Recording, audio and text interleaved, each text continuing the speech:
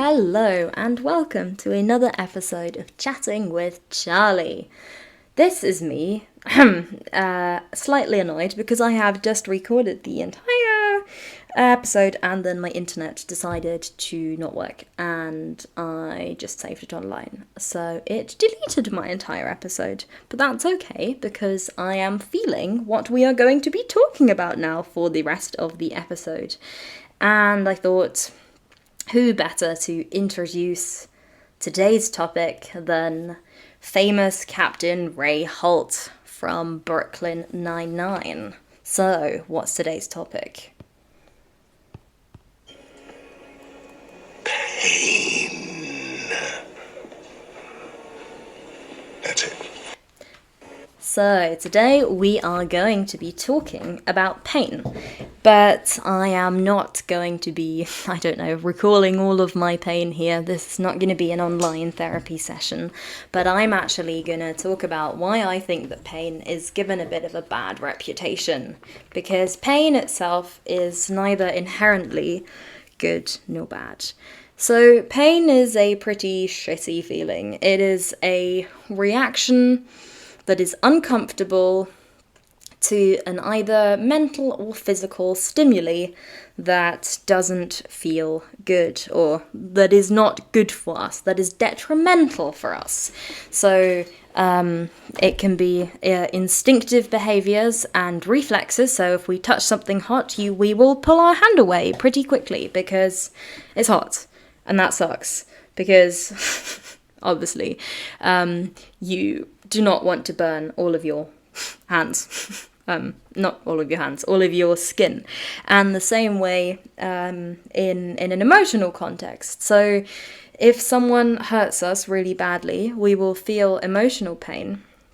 And through this emotional pain, we will hopefully not engage in this behavior again. So pain can save our lives because it can stop us from doing things that are really bad for us. But unfortunately, we're more complicated than that. And pain is more complicated than that. And I thought I would start with a nice little personal anecdote so that you know, what's going on in my head at the moment. I was sitting on the sofa with pretty bad menstrual cramps and I had a hot water bottle. And I was sitting there with my hot water bottle and my wonderful girlfriend looked at me and she said, "Oh, I wish I could take away all of your pain." And me, being dramatic and who I am, I said, "Well, what are you going to do with my pain?" And then she said, "Well, I'll throw it out of the window and it will be lonely on its own." And again, me being me, I had to make a discussion out of it. And I said, "Well, but poor pain, we don't want it to be on its own. We know from solitary confinement in prison that that is literal torture. We don't want pain to be tortured, we just want pain to learn how to behave." So she sort of looks at me and probably thinks, "God, what's going on with that one? What did I get myself into?"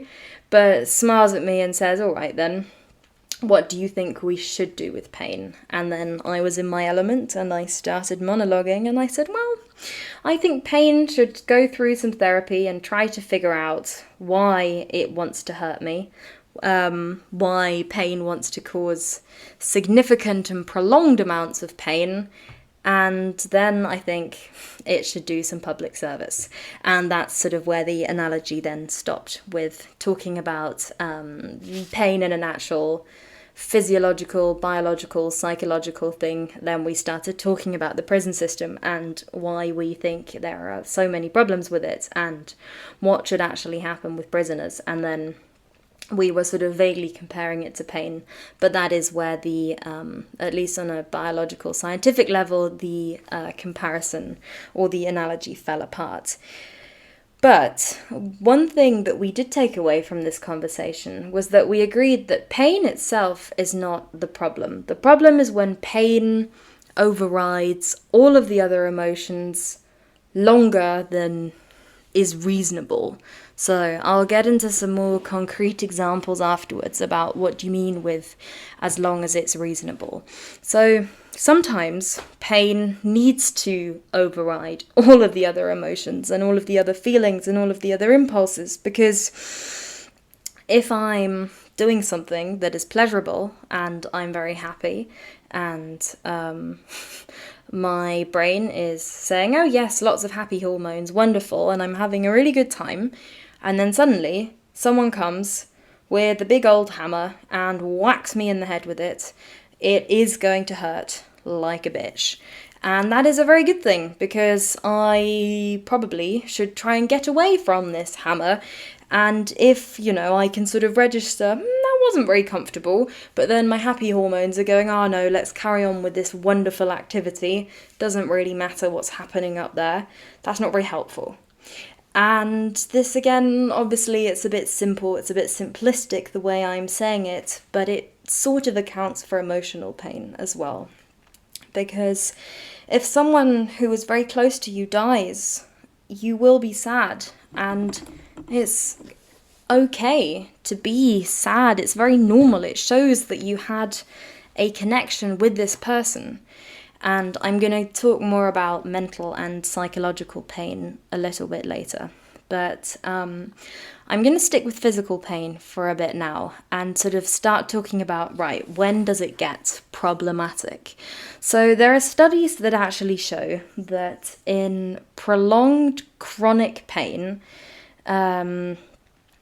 we have actual changes in structures of part of the brain. So we have structural and functional changes in the corticolimbic brain regions.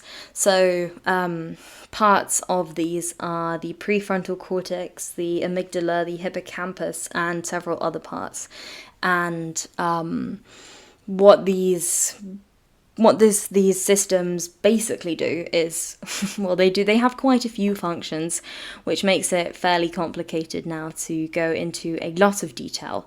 But they have a broad range of behavioral and cognitive functions. So there's motor programming and motor control. So basically moving, how we move, for decision making, for emotional regulation. And recent studies have found that this system is actually very flexible. And that means it can change. And these changes can happen for a variety of reasons. So they can be environmental factors, in this case meaning stress and fear-inducing stimuli.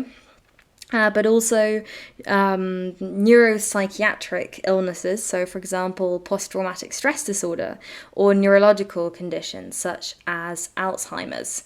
And more about these corticolimbic brain regions are being found out as we speak. So it's they have lots more functions and a lot more complexity than what I just said now.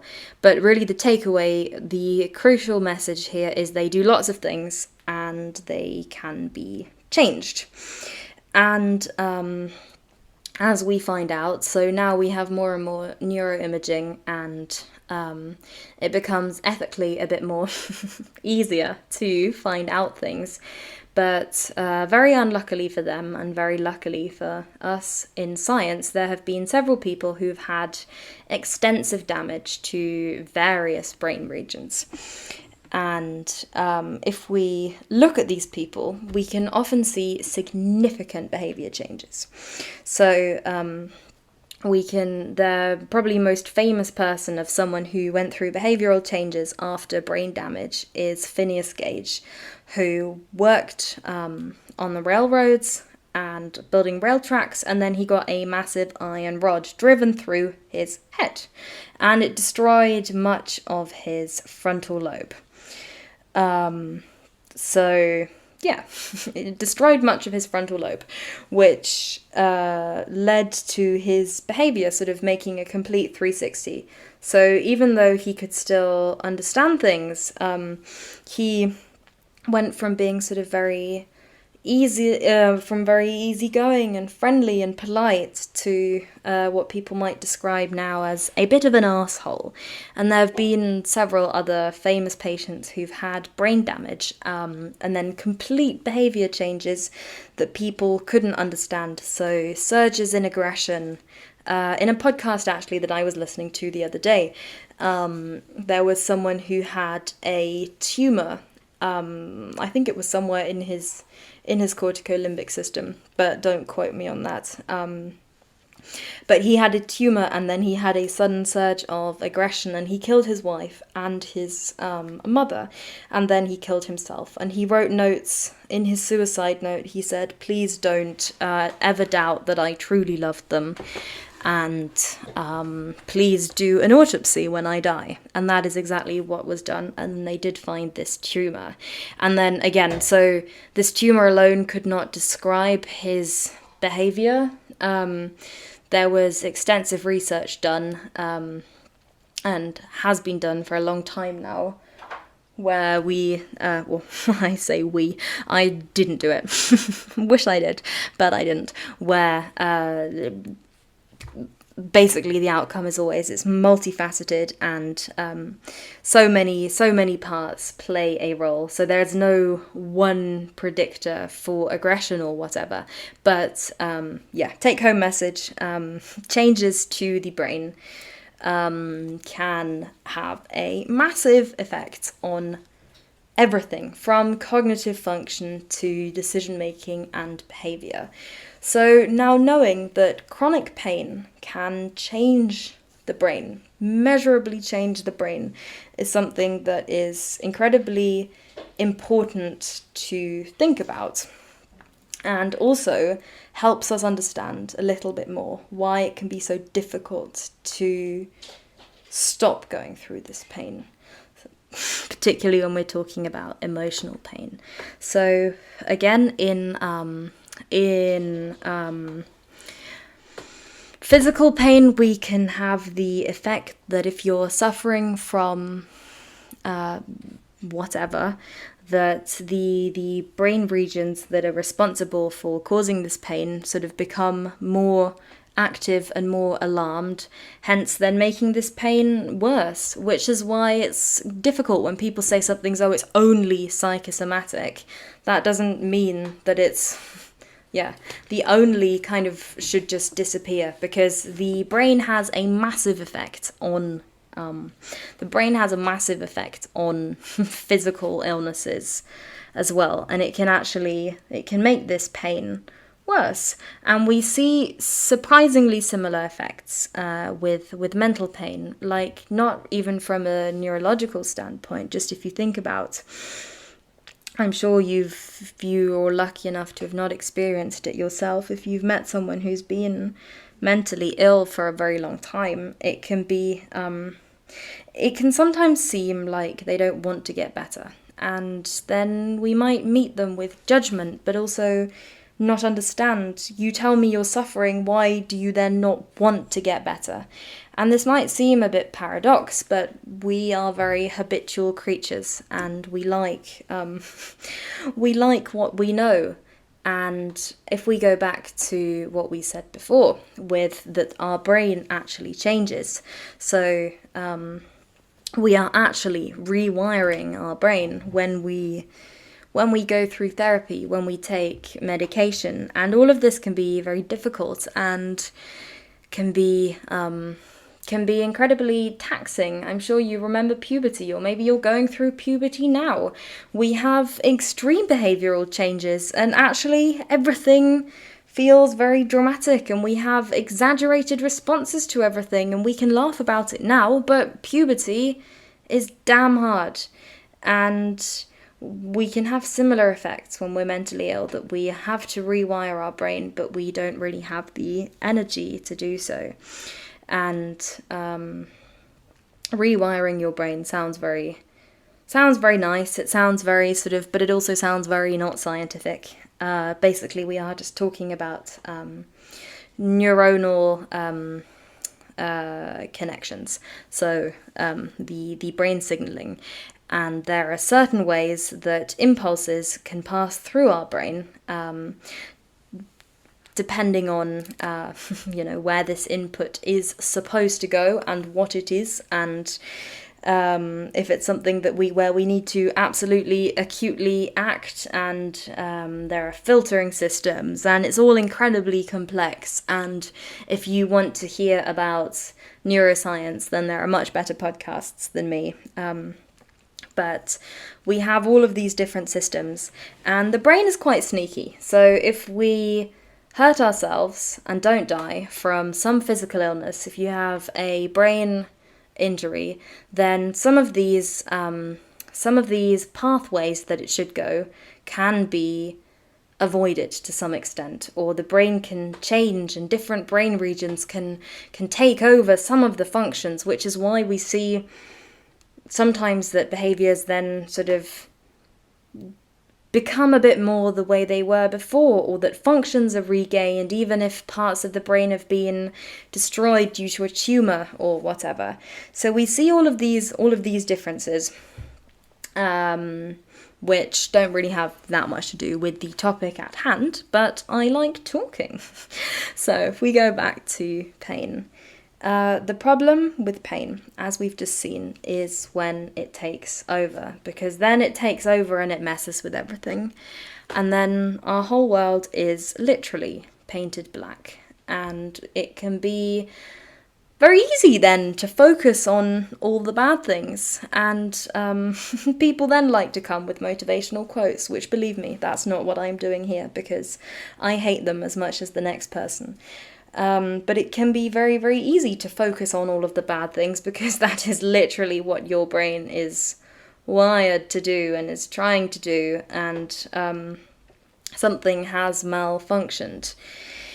And then this is what we call sort of maladaptation. So actually we see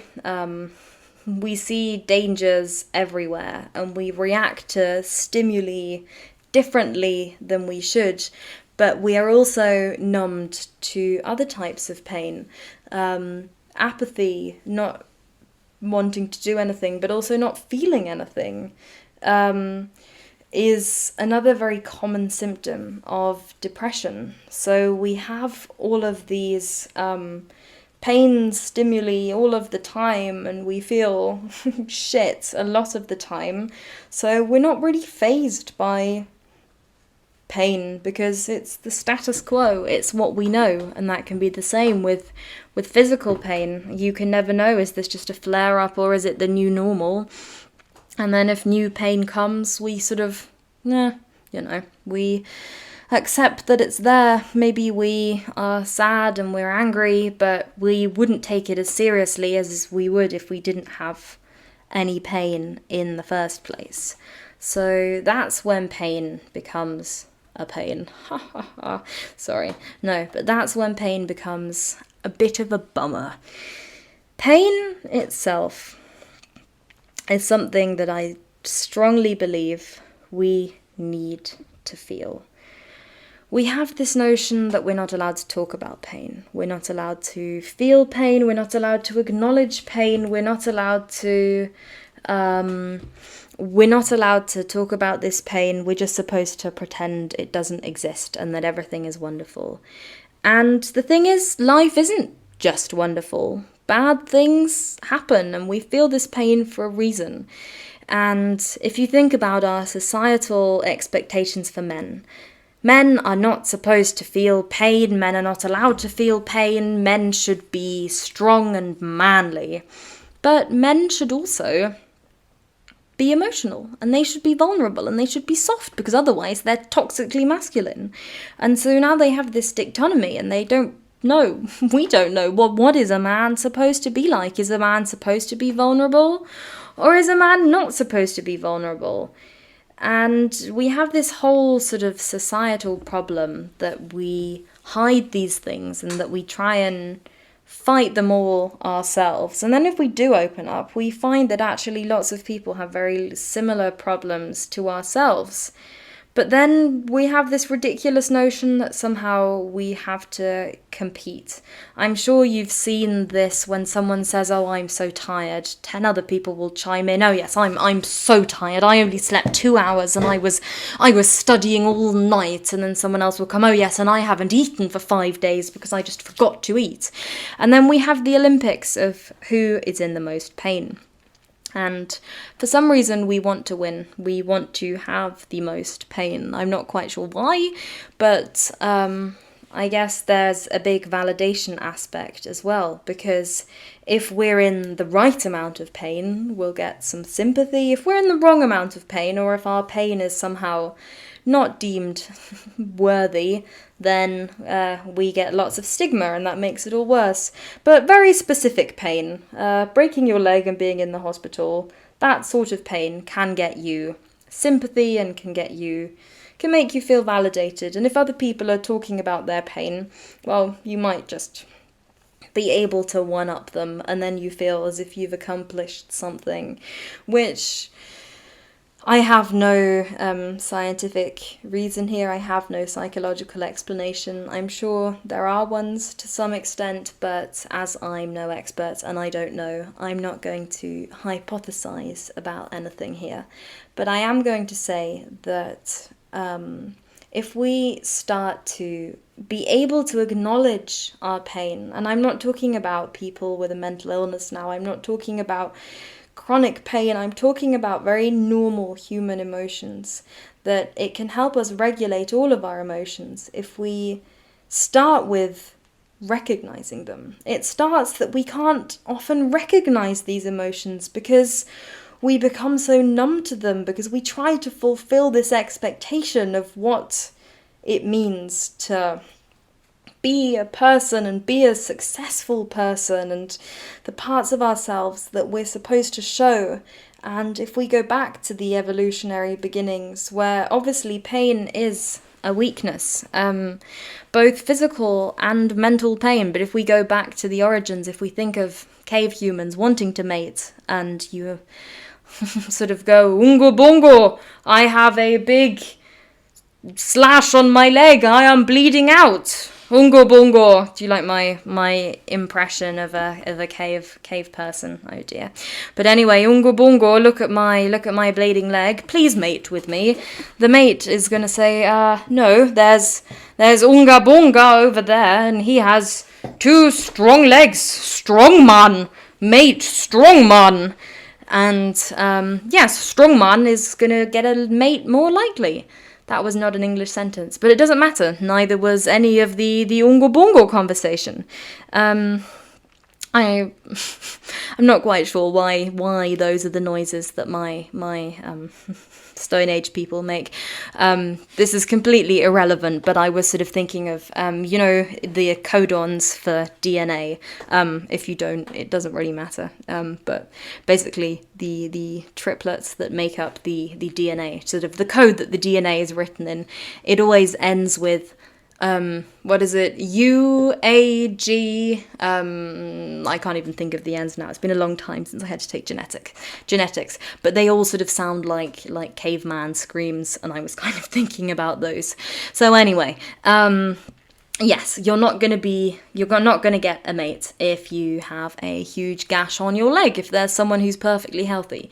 And obviously, in a society complex enough that we can understand these feelings, it looks like a sign of weakness, and we don't want to be weak. We don't want to be perceived as weak. We don't want to... Yeah, we have these evolutionary instincts deeply ingrained in us.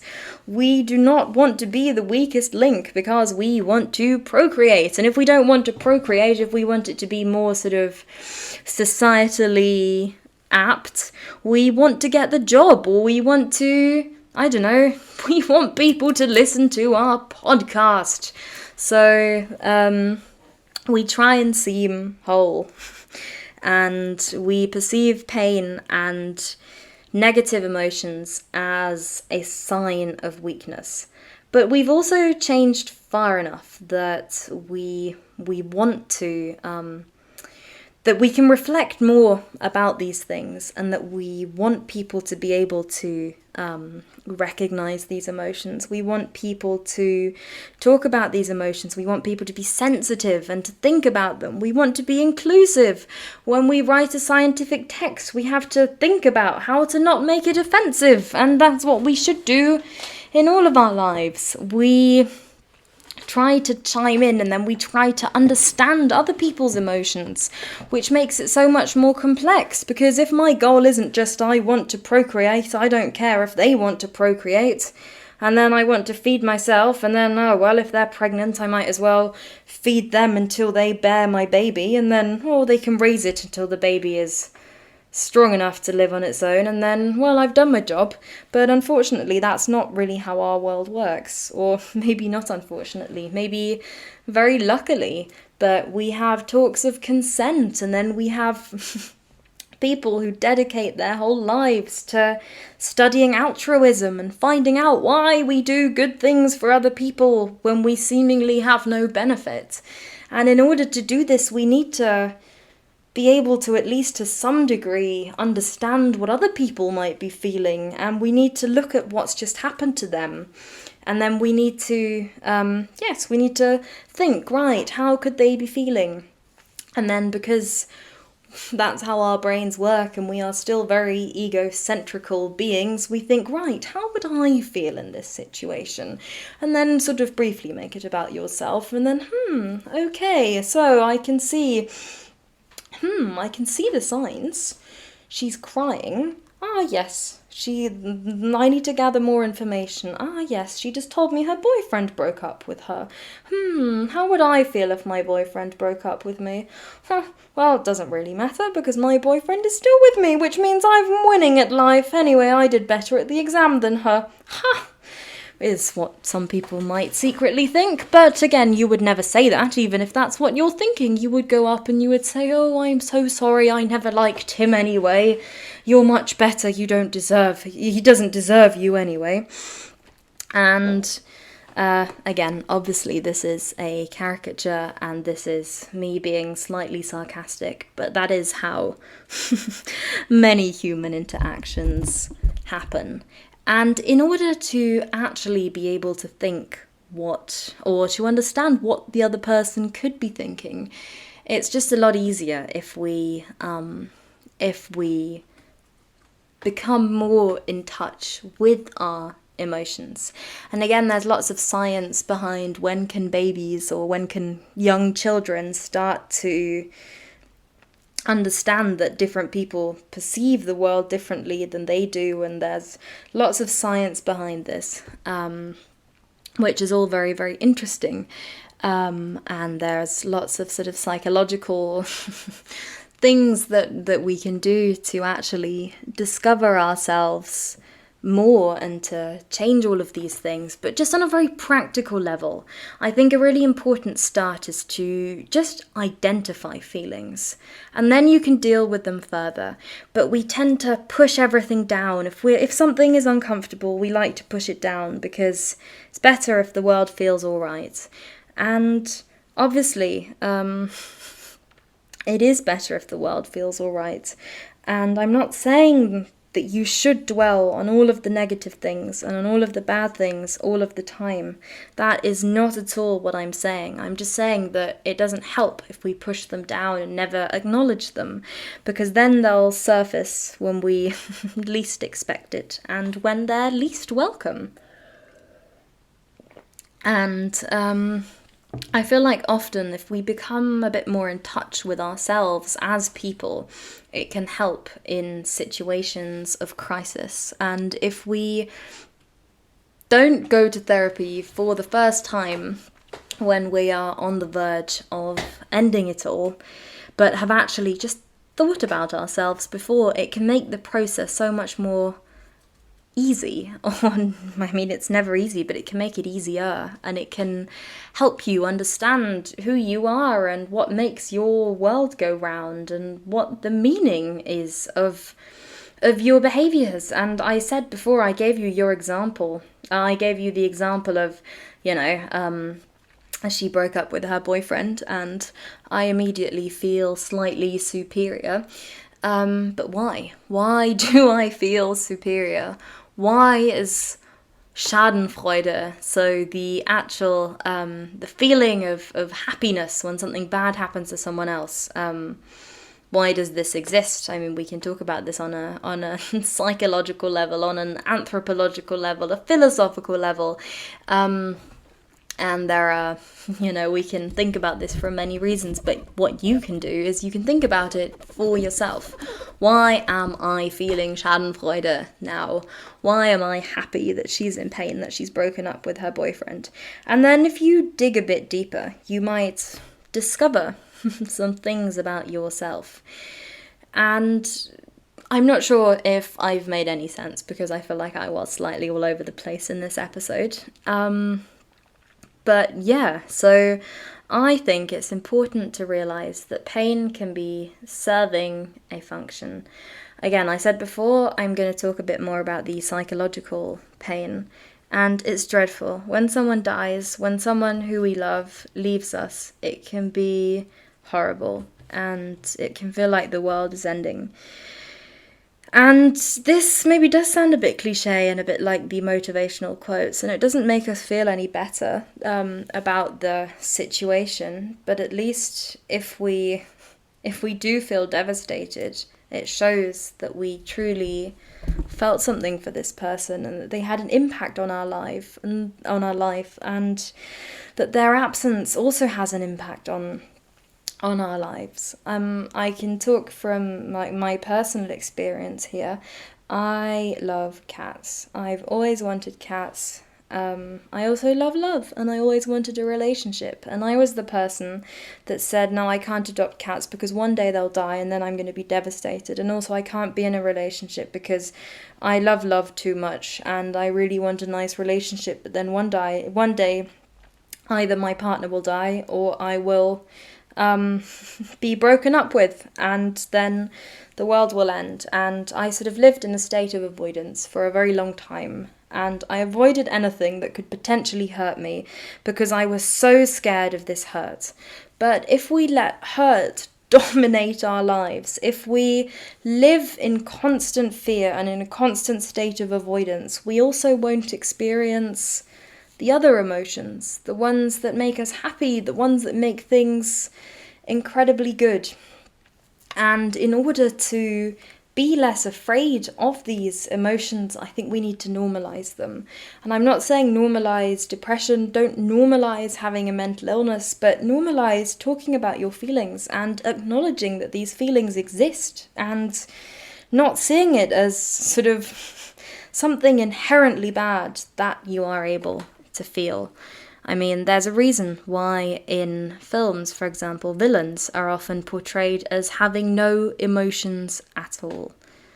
Yes, well, thank you for listening to a surprisingly long episode. I thought I would be talking for about 5 minutes, but I've managed to go on and on and on and on. Well done me. Thank you.